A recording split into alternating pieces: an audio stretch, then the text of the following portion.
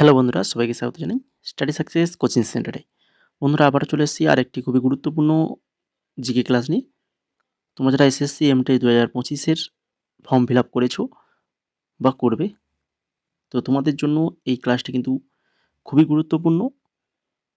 কেননা এই recent SSC MTech 2024-এর যে এক্সাম হয়ে গেল, তো সেই এক্সামের 9-10-2024 থার্ড শিফট 9-10-2024-এর থার্ড শিফটে যে এক্সামটা হয়েছিল, সেই এক্সামের জেনারেল নলেজে যে কোয়েশ্চেনগুলো ছিল সেগুলো নিয়ে আলোচনা করব। তো এটা আজকে কিন্তু 14 নম্বর ক্লাস, এমটেক 2025-এর জন্য কিন্তু তোমাদের 14 নম্বর ক্লাস হচ্ছে এটা। তো আগের ক্লাস যারা দেখোনি, নতুন আমাদের চ্যানেলে যুক্ত হয়েছো, তো অবশ্যই বলবো ক্লাসগুলো দেখে নাও। প্রিভিয়াস ইয়ার খুবই গুরুত্বপূর্ণ। তারই সাথে আমাদের ক্লাসগুলো আরও বেশি কেন গুরুত্বপূর্ণ, আমরা এখানে এক্সট্রা ডিটেলস দিয়ে ক্লাসগুলো করিয়ে থাকি। ঠিক আছে, অনেক এক্সট্রা ডিটেলস ক্লাসের মধ্যে পাবে, বা আমাদের যে পিডিএফ রয়েছে এমটিএস 2025-এর জন্য, তো সেই পিডিএফে কিন্তু আরও অনেক বেশি এক্সট্রা ডিটেলস দেওয়া হয়েছে। তো যদি কেউ পিডিএফ নিতে চাও, তো আমাদের নিচে দেওয়া যে হোয়াটসঅ্যাপ নাম্বার রয়েছে, তো সেই হোয়াটসঅ্যাপ নাম্বারে তোমরা মেসেজ করবে। পিডিএফ প্রাইস পড়বে 199 টাকা, 4খানা পিডিএফ থাকবে, এবং তারই সঙ্গে তোমাদেরকে প্রাইভেট টেলিগ্রাম গ্রুপে জয়েন করে দেওয়া হবে। সেই গ্রুপে বাকি সমস্ত প্রকারের নোটস, জিকের তো আরও অনেক নোটস এখানে ফ্রিতে দেওয়া হবে। তাছাড়া আরও অনেক প্রকারের নোটস, যেমন রিজনিং, ম্যাথ এবং ইংলিশ, এগুলো নোটসও দেওয়া হবে সেই গ্রুপে। Telegram group, private Telegram group রয়েছে সেখানে।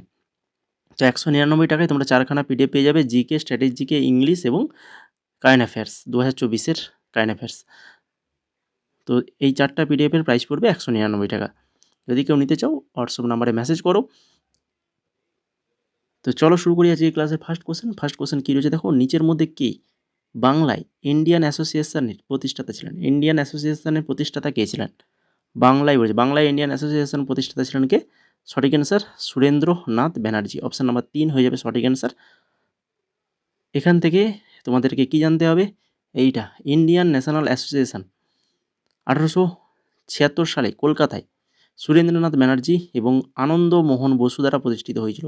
তাহলে দুজনের নাম মনে রাখো, সুরেন্দ্রনাথ ব্যানার্জি এবং আনন্দমোহন বসু। কবে? 1876 সালে। কোথায়? কলকাতায়। এই জিনিসগুলো ভালো করে মনে রাখতে হবে প্রত্যেকটাই। দেখো, এই কোশ্চেনটা কিন্তু আবার সিজিএল 2019-এ এসেছিলো, সিএইচএসএল 2023-এ এসেছিলো। এই জন্য বলছি যে তোমরা আমাদের 2024-এর সিএইচএসএলের যে ক্লাসগুলো করিয়েছি, সিএইচএসএলের ক্লাস দেখো, এই ক্লাসের ডেসক্রিপশনে দেখো, ওখানে প্লেলিস্ট রয়েছে। সিএইচএসএল 2024 এবং জিডি 2024, এই দুটো যে ক্লাসগুলো রয়েছে সেগুলো কিন্তু প্রত্যেকটা অবশ্যই দেখে নেবে তোমরা। এবার দেখো, উসাইন বোল্ট নিচের কোন আত্মজীবনীতে তার জীবনের যাত্রা শেয়ার করেছেন? বলো। অর্থাৎ উসাইন বোল্টের আত্মজীবনী কোনটা? নিচের এগুলোর মধ্যে কোনটা উসাইন বোল্টের আত্মজীবনী? তো আত্মজীবনী থেকে কিন্তু অবশ্যই কোশ্চেন থাকবে তোমাদের এক্সামে। এটা সঠিক অ্যান্সার হয়ে যাবে ফাস্টার দ্যান লাইটিং। এটা হচ্ছে কার আত্মজীবনী? তাহলে উসাইন বোল্টের। তারপরে দেখো 3 নম্বর কোশ্চেন, নিউল্যান্ড অক্টেভের সূত্র অনুসারে প্রতিটি অষ্টম উপাদানের বৈশিষ্ট্য রয়েছে। প্রথম উপাদানটির মতো নিচের কোন মৌলের বৈশিষ্ট্য এনের অনুরূপ, অর্থাৎ নাইট্রোজেনের অনুরূপ? দেখো, অষ্টক সূত্র, নিউল্যান্ডের অষ্টক সূত্র, যেটা আমরা রিসেন্ট সিজিএল ক্লাস করানোর সময় আমি সেখানে দেখিয়েছিলাম, তোমাদের ছকটা দেখিয়েছিলাম, যারা দেখেছো নিশ্চয়ই মনে আছে। ডু ডু গ্রুপের কারা রয়েছে সেই ছকগুলো দেখিয়েছিলাম না, মনে করো। তো এখানে বলেছি যে নাইট্রোজেনের অনুরূপ, সেটা হচ্ছে কি না, সেটা হচ্ছে এই যে পি, ফসফরাস। পি হয়ে যাবে এখানে সঠিক অ্যান্সার। এখান থেকে দেখে নাও, এই যে অষ্টক সূত্র, নিউল্যান্ডের অষ্টক সূত্র অনুসারে লিথিয়াম এবং সোডিয়ামের বৈশিষ্ট্য একই রকম পাওয়া গেছে। এটা এসএসসি এমটেস 2020-তে এসেছিলো। লিথিয়ামের সঙ্গে সোডিয়াম, এলআই আর হচ্ছে এনএ, দেখতেই পাচ্ছ এরা কিন্তু আরই গ্রুপে রয়েছে। আরই ডু গ্রুপে কারা রয়েছে দেখো, hydrogen, fluorine, chlorine, bromine, nickel, তাই তো, এগুলো রয়েছে কিন্তু ডু গ্রুপে। তো এই গ্রুপগুলো তোমাদেরকে মনে রাখতে হবে। দেখো, এন এর সঙ্গে পি রয়েছে, এখানে এন আর পি, দেখতে পেয়েছো? যেটা আমাদের এখানে কিন্তু প্রশ্ন জিজ্ঞেস করেছে যে এন এর সঙ্গে কোনটার অনুরূপ। তাহলে এন এর গ্রুপে কী কী রয়েছে দেখো, এই যে N, P, M N, S, এগুলো রয়েছে। তো এই যে ছকটা রয়েছে না, এই ছকটা তোমরা খাতায় অবশ্যই তুলে নাও। যাদের পিডিএফ রয়েছে তাদের তো তোলার দরকার নেই, অনেকে পিডিএফ প্রিন্ট আউটও করেছো, তাদের তোলার দরকার নেই। যাদের তোলার প্রয়োজন মনে হবে, তো অবশ্যই এই ছকটা কিন্তু অবশ্যই তুলে নেবে। এরপরে দেখো 4 নম্বর কোশ্চেন, ড্যাশ প্রধানত মহারাষ্ট্রীয়রা নববর্ষের দিন হিসেবে পালন করে। মহারাষ্ট্রীয়রা নববর্ষের দিন হিসেবে পালন করে, সেটা কোনটা? সঠিক অ্যান্সার গুরু পাড়ওয়া। গুরু পাড়ওয়া, যেটা মহারাষ্ট্রীয়রা নববর্ষের দিন হিসেবে পালন করে। গুরু পাড়ওয়া, যা বেশিরভাগ মহারাষ্ট্র রাজ্যে পালন করা হয় ফসল কাটার মৌসুম হিসাবে। তাহলে এটা আসতেই পারে যে এই গুরু পাড়ওয়া এটা কোন রাজ্যের পালন করা হয়? মহারাষ্ট্রে পালন করা হয়। সিজিএল 2022 এসে দেখতেই পাচ্ছ। তাছাড়া এর সঙ্গে আরও মনে রাখো যে হিন্দু ক্যালেন্ডার অনুযায়ী চৈত্র মাসের প্রথম দিনে পালিত হয় এই গুরু পাড়ওয়া। ভারতীয়রা বসন্তের আগমনকে চিহ্নিত করে গুরু পাড়ওয়া উৎসব উদযাপন করে এবং উপমহাদেশের মারাঠি এবং কোঙ্কণি হিন্দুদের নববর্ষের সূচনার সাথে মিলে যায়। এরপরে দেখো 5 নম্বর, নিম্নলিখিতগুলির মধ্যে কাকে আকবর 1576 সালে সংঘটিত হলদিঘাটের যুদ্ধের মুঘল সেনাবাহিনী নেতৃত্ব দিতে পাঠিয়েছিল? 1576 সালে সংঘটিত হলদিঘাটের যুদ্ধে মুঘল সেনাবাহিনী নেতৃত্ব দিতে পাঠিয়েছিল কাকে? সঠিক অ্যান্সার হবে অপশান নাম্বার 1, রাজা প্রথম মানসিং। প্রথম মানসিংহকে আকবর 1576 সালে সংঘটিত হলদিঘাটের যুদ্ধে মুঘল সেনাবাহিনী নেতৃত্ব দিতে পাঠিয়েছিল। হলদিঘাটের যুদ্ধ, যেটা 1576 সালে 28শে জুন সংঘটিত হয়েছিল, মেবারের রানা মহারানা প্রতাপ এবং মুঘল সম্রাট আকবরের মধ্যে এই যুদ্ধ হয়েছিল। মহারানা প্রতাপকে আকবর পরাজিত করেন। তা দেখতেই পাচ্ছ হলদিঘাটের যুদ্ধে মহারানা প্রতাপকে আকবর পরাজিত করেছিল। এটা মনে রাখো। মুঘল বাহিনীর নেতৃত্বে ছিলেন অম্বরের প্রথম মানসিংহ, আর আকবরের দ্বারা সংগঠিত হলদিঘাটের যুদ্ধ সর্বশেষ ছিল। আকবর দ্বারা সংগঠিত হলদিঘাটের যুদ্ধ সর্বশেষ ছিল। তারপরে দেখো 6 নম্বর কোশ্চেন, কোন মৌলিক অধিকার সংখ্যালঘুদের ভাষা, লিপি বা সংস্কৃতির ক্ষেত্রে তাদের স্বার্থ রক্ষার নিশ্চয়তা দেয়? তাদের স্বার্থ রক্ষার নিশ্চয়তা দেয়। কোন মৌলিক অধিকার সংখ্যালঘুদের ভাষা, লিপি এবং সংস্কৃতির ক্ষেত্রে তাদের স্বার্থ রক্ষার নিশ্চয়তা দেয়? সঠিক অ্যান্সার হবে সংস্কৃতি ও শিক্ষাগত অধিকার। সংস্কৃতি ও শিক্ষাগত অধিকার। খেলো ইন্ডিয়া প্যারা গেমসের প্রথম সংস্করণে কোন রাজ্য দ্বিতীয় হয়েছে? খেলো ইন্ডিয়া প্যারা গেমসের প্রথম সংস্করণে কোন রাজ্য দ্বিতীয় হয়েছে? দ্বিতীয় হয়েছিল কোন রাজ্য? প্রথম যেটা হয়েছিল সেখানে দ্বিতীয় হয়েছিল উত্তরপ্রদেশ। তাহলে দেখতেই পাচ্ছ যে প্রথম যে কোনো খেলার, যেমন খেলো ইন্ডিয়া প্যারা গেমস খুবই ইম্পর্ট্যান্ট একটা এটা রয়েছে। রিসেন্ট যে খেলা খেলো ইন্ডিয়া প্যারা গেমস রিসেন্ট সালে যেটা হয় সেটাও তোমাদেরকে মনে রাখতে হবে, তারই সাথে প্রথম যেটা হয়েছিল সেটাকেও তোমাদেরকে মনে রাখতে হবে। এখানে উত্তরপ্রদেশ দ্বিতীয় স্থান হয়েছিল। প্রথম স্থান কে রয়েছে? দেখো, খেলো ইন্ডিয়া গেমসের প্রথম সংস্করণ যেটা 2018 সালে জানুয়ারিতে দিল্লিতে অনুষ্ঠিত হয়েছিল 2018 সালে, যেখানে প্রথম সংস্করণে বিজয় হয়েছিল হরিয়ানা। 40টা স্বর্ণ, 39টা রৌপ্য এবং 26টা ব্রোঞ্জ, মোট 105খানা পদক নিয়ে কিন্তু তিনি শীর্ষস্থান অর্জন করেছিল হরিয়ানা। খেলো ইন্ডিয়া গেমের আয়োজন করে কারা? না হচ্ছে যুব বিষয়ক ও ক্রীড়া মন্ত্রক। এগুলো আসে কারা এই আয়োজন করে থাকে? যুব বিষয়ক ও ক্রীড়া মন্ত্রক। আগে খেলো ইন্ডিয়া স্কুল গেমস নামে পরিচিত ছিল এটা। আগে এটা খেলো ইন্ডিয়া স্কুল গেমস নামে পরিচিত ছিল। খেলো ইন্ডিয়া যুব গেমসের দ্বিতীয় সংস্করণ যেটা পুনেতে অনুষ্ঠিত হয়েছিল, এটাও মনে রাখো। প্রথমটা যেহেতু দিয়েছে দ্বিতীয়টা দিতেই পারে। খেলো ইন্ডিয়া ইউথ গেমস 2023 পঞ্চম সংস্করণ, এটা মধ্যপ্রদেশে আয়োজিত হয়েছিল।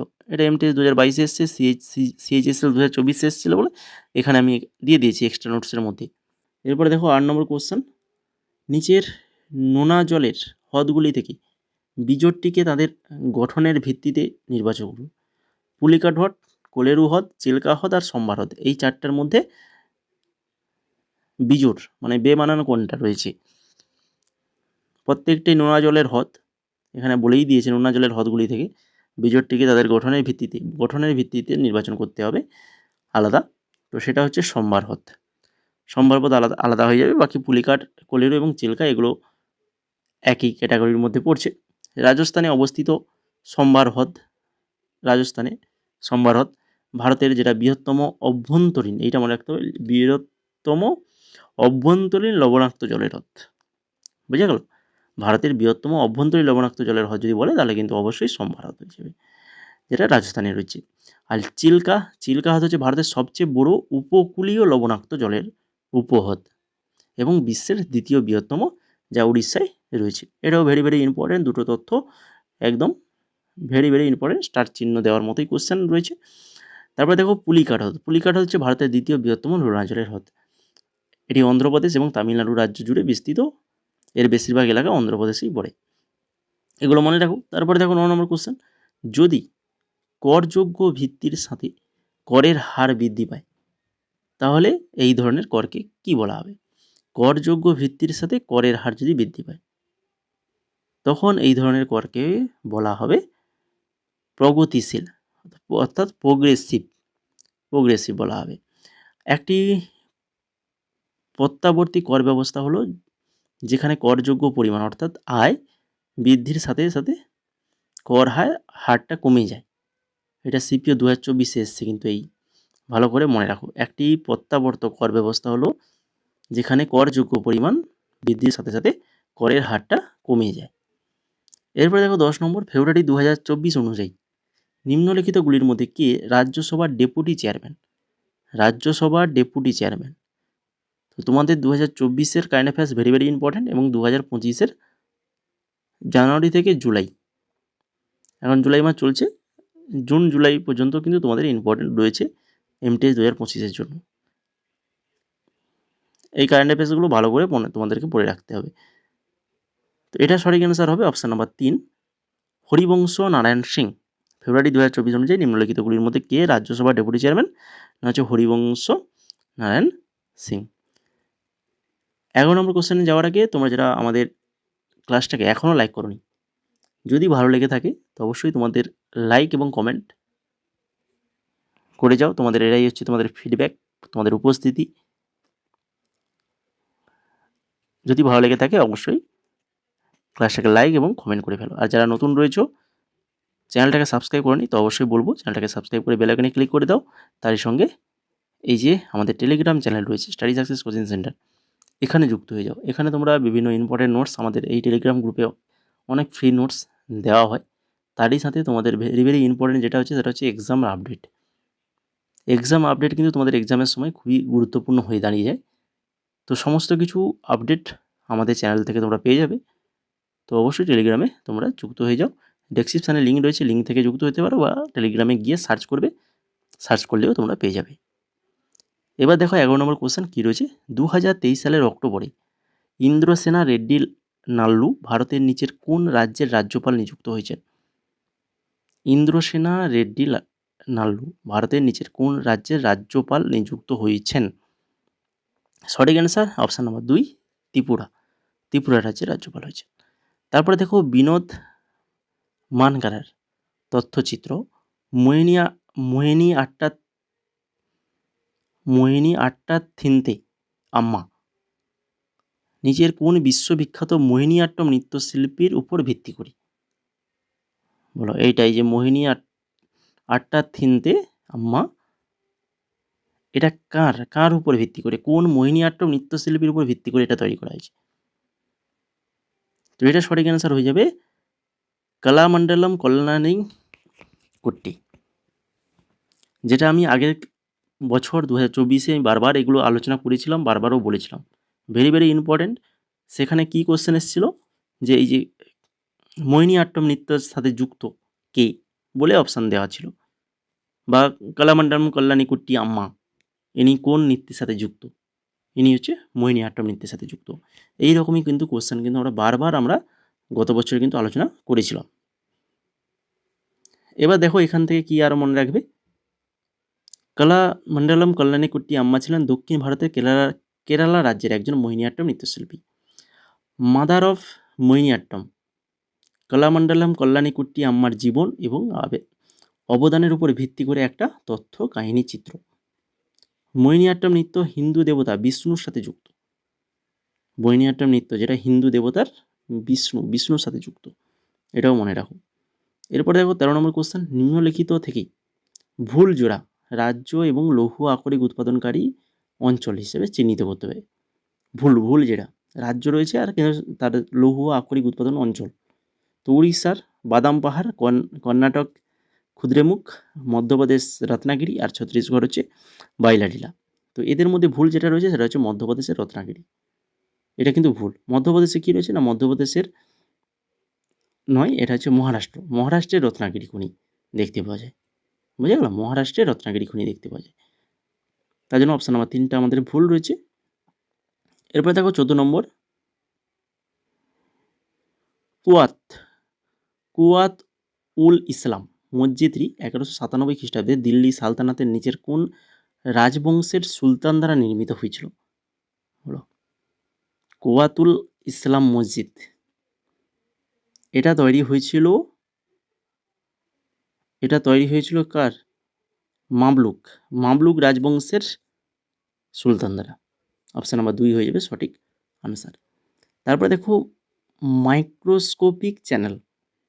মাইক্রোস্কোপিক চ্যানেল যা উদ্ভিদ কোষ এবং কিছু শৈবাল কোষের কোষ প্রাচীর অতিক্রম করে, তাদের মধ্যে পরিবহন এবং যোগাযোগ সক্ষম করে তাকে বলা হয় ড্যাশ। মাইক্রোস্কোপিক চ্যানেল যে কি বলা হয় না হচ্ছে প্লাজমোডেজমাটা বলা হয়। অপশান নাম্বার 1 হয়ে যাবে সঠিক অ্যান্সার। তারপরে দেখো 16 নম্বর কোশ্চেন কী রয়েছে, তো এখানে ভুল বিবৃতিটি নির্বাচন করতে বলেছে। ভুল বিবৃতি কোনটা ভুল? 4টা বিবৃতি দেখতে পাচ্ছ, এদের মধ্যে ভুল যেটা রয়েছে সেটা হচ্ছে অপশান নাম্বার 3। কী রয়েছে না হচ্ছে ক্রোমোজোম, ডিএনএ এবং কার্বোহাইড্রেট দ্বারা গঠিত, এটা ভুল রয়েছে। তাহলে সঠিকগুলো আমাদের জেনে নিতে হবে। কী কী রয়েছে দেখো, ডিএনএর কার্যকরী অংশগুলিকে জিন বলা হয়, এটা একদম সঠিক। ক্রোমাটিন উপাদানটি রড আকৃতির ক্রোমোজোমে সংঘটিত হয় যখন কোষটি বিভক্ত হতে থাকে। আর হচ্ছে ডিএনএ অণু কোষ গঠন ও সংঘটিত করার জন্য প্রয়োজনীয় তথ্য ধারণ করে। এই 3টে অপশান ঠিক রয়েছে, 3 নম্বর অপশানটা ভুল রয়েছে। তারপরে দেখো 17 নম্বর, ভারতের 2011 সালের আদমশুমারি অনুসারে ভারতের কোন রাজ্যে জনসংখ্যার ঘনত্ব প্রতি বর্গ কিলোমিটারে 1000 জনের বেশি? প্রতি বর্গ কিলোমিটারে 1000 জনের বেশি বলেছে, তো এটা সঠিক অ্যান্সার হবে হচ্ছে বিহার এবং পশ্চিমবঙ্গ। প্রতি বর্গ কিলোমিটারে 1000 জনের বেশি জনসংখ্যা ঘনত্ব রয়েছে। 2011 সালের আদমশুমারি অনুসারে 382 জন ভারতের জনসংখ্যা ঘনত্ব, 382 ভারতের। 2011 সালের আদমশুমারি অনুসারে বিহারের জনসংখ্যা ঘনত্ব সর্বাধিক 1106 জন প্রতি বর্গ কিলোমিটার, আর পশ্চিমবঙ্গে দেখো 1028, তাহলে 1000-এর বেশি হলো না? বিহার এবং কোথায়? পশ্চিমবঙ্গ, সেটা হচ্ছে 1106। শুধুমাত্র জিজ্ঞেস করতে পারে বিহারের কত বা সর্বোচ্চ জনসংখ্যা ঘনত্ব রয়েছে কোন রাজ্যে? বিহারে। বা দ্বিতীয় স্থানে কী রয়েছে? পশ্চিমবঙ্গ, এরকম কোশ্চেন। তারপরে দেখো এই যদি 800-র বেশি, সেটা হচ্ছে কেরালা। 800-র বেশি, এটা যেমন জিডি 2021-এ দিয়েছিল 800-র বেশি। এছাড়া ভারতীয় 2011 সালের আদমশুমারি অনুসারে সিকিমের রাজ্যের জনসংখ্যা ঘনত্ব কিন্তু প্রতি বর্গ কিলোমিটারে 100 জন লোকের কম ছিল, 100 জনের কম, সেটা হচ্ছে সিকিম। এবার চলে যাও 18 নম্বর কোশ্চেন। কৃষ্ণরাও শঙ্কর পণ্ডিত নিচের কোন সঙ্গীত ঘরানার অন্তর্গত? কৃষ্ণরাও শঙ্কর পণ্ডিত তিনি গোয়ালিয়র ঘরানার অন্তর্গত। ভারতের কোন নির্বাহী ব্যবস্থা বিদ্যমান? সংসদীয় ব্যবস্থা বিদ্যমান। নিচের কোনটি ভারতের জাতীয় জলপথ নম্বর 4? নিচের কোনটা? না, সেটা হচ্ছে এটা অপশান নাম্বার 3, কাকিনাডা পুদুচেরির সাথে গোদাবরী এবং কৃষ্ণা নদী, এইগুলো জলপথ 4-এর মধ্যে পড়ছে।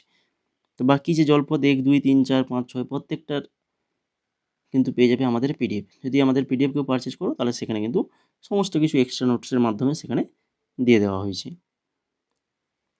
21 নম্বর কোশ্চেন দেখো, ইরানি কাপ হলো একটি প্রথম শ্রেণীর ক্রিকেট প্রতিযোগিতা যা রঞ্জি ট্রফির বিজয়ী এবং অন্য কোন দলের মধ্যে খেলা হয়? ইরানি কাপ হলো প্রথম শ্রেণীর ক্রিকেট প্রতিযোগিতা। তাহলে এরকম কোশ্চেন আসে যে ইরানি কাপ এটা কোন খেলার সাথে যুক্ত, তো অবশ্যই বলবে ক্রিকেট খেলার সাথে যুক্ত। তো যা রঞ্জি ট্রফির বিজয়ী এবং অন্য কোন দলের সাথে মধ্যে খেলা হয়, এটা হয়ে থাকে এই যে rest of India. Ranji trophy যে বিজয়ী দল তার সঙ্গে রেস্ট অফ ইন্ডিয়ার মধ্যে খেলাটা হয় ইরানি কাপ। তারপর দেখো 22 নম্বর, 2007 সালের মধ্যে দারিদ্রদের 5% হ্রাস ড্যাশ পরিকল্পনার অন্যতম প্রধান উদ্দেশ্য ছিল। তো আমি আগের দিনে বলেছিলাম যে পঞ্চবার্ষিকী তোমাদের জন্য ভেরি ভেরি ইম্পর্ট্যান্ট। এই জন্য আমরা যে পিডিএফ বানিয়েছি 4খানা পিডিএফ, তার মধ্যে যেটা স্ট্র্যাটেজিক এই পিডিএফ রয়েছে সেখানে কিন্তু পঞ্চবার্ষিকী রয়েছে, আমি আগের দিনেও দেখিয়ে দিয়েছিলাম।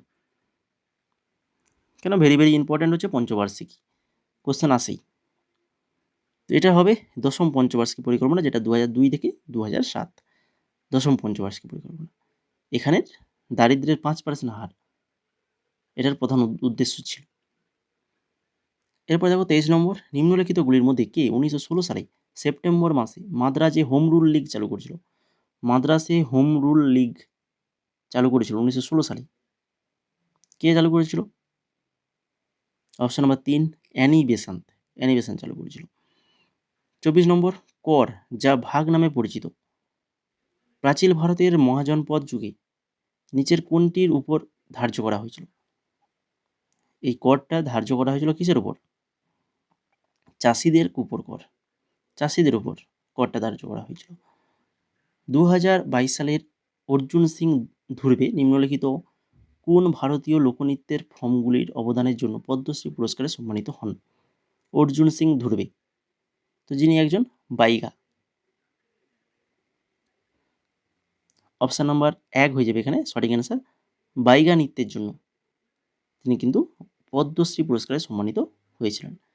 তো এই ছিল মোট আজকের 25খানা কোশ্চেন। আশা করি সবার ক্লাসটা ভালো লেগেছে।